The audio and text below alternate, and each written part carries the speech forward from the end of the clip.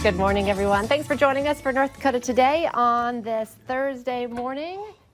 Yay. Yeah, I'm happy. Yeah. You know what else I'm happy about? And I know not a lot of people are Don't say this out loud. I am happy that hockey is done. No, that the Stanley Cup, it lasts forever. And I know it's a big deal. It went to Game 7.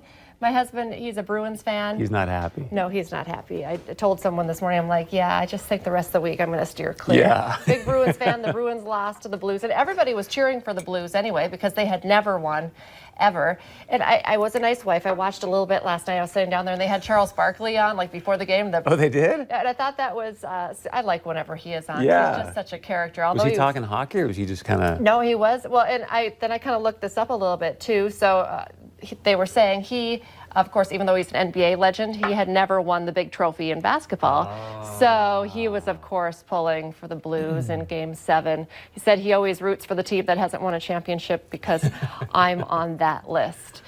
He shows up at the crazy football all the time, too. Yeah. You know, like King Charles is into it. I kind of wanted to grab a picture because, and this is just how we are, but he was wearing like a button-up polo, and then he had like a dress shirt over top. And I was kind of like, what the heck is he wearing? No, I didn't. I didn't know what picture I could take that I would be allowed to. Did he know he was on TV? Or? I think so. I think the deal was because at the end he was like, and I want to thank the commissioner of hockey for getting me some tickets.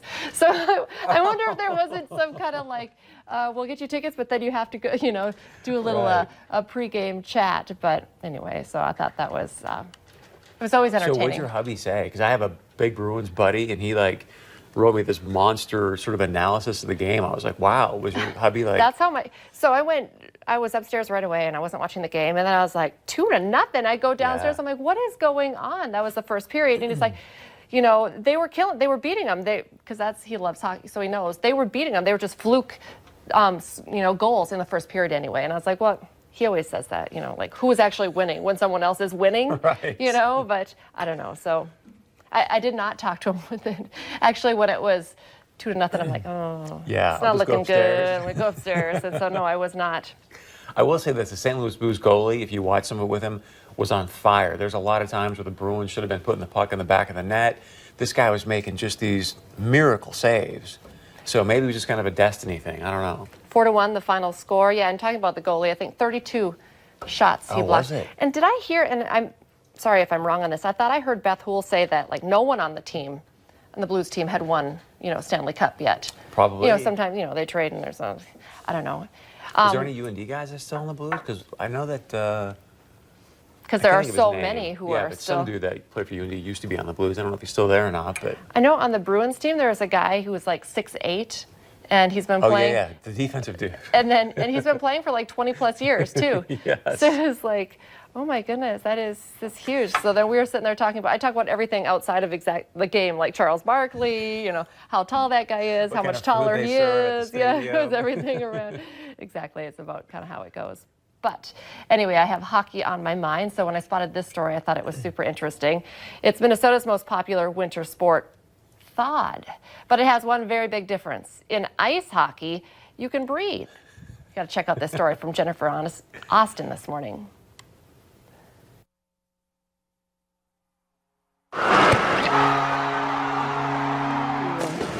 Usually doesn't involve pucks.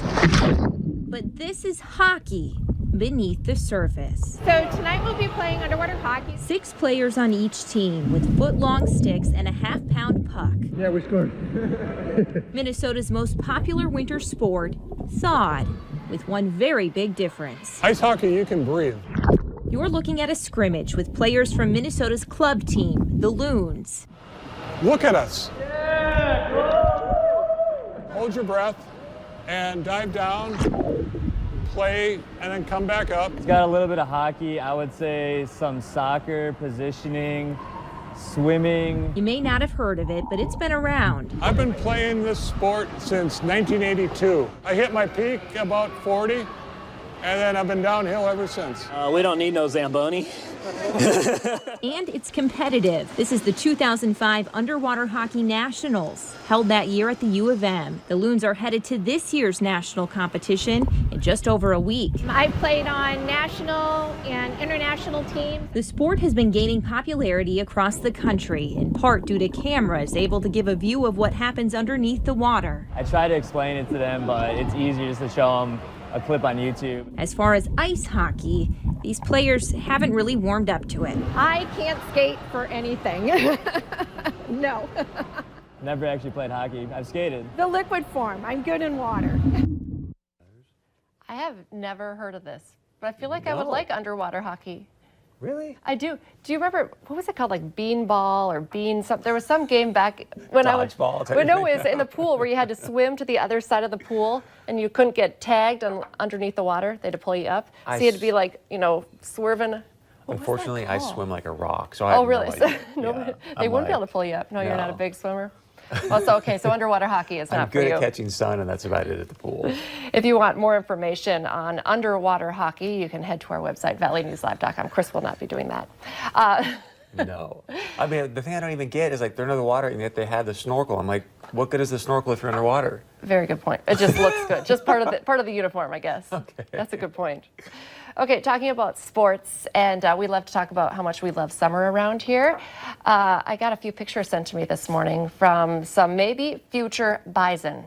It is camp season, and we sent over, look at this. Oh, nice. The NDSU football team, of course, that's kind of how they do it. My girls do the basketball camps over at NDSU, and the players are the coaches. Yeah. So how lucky are all these little guys getting to meet the players, learning from the players, and who knows, someday they That's may be awesome. on our Bison roster. Look at this. I mean, there's so many kids out there, the little boys with big white T-shirts Yeah. on. Of course, today is maybe a little bit chilly out there this morning, but as I say, the boys are all just wearing their T-shirts. Look at the actual players are like sweatshirts. They're all and bundled they're all up bundled up. But so super busy and active scene up That on the is so NDSU nice. campus, NDSU football camp. Actually, I did basketball camp with my younger daughter last week, and then tonight Marley's doing her first stay overnight NDSU basketball because she's a little bit older, so Is she nervous? I think a little bit. Yeah.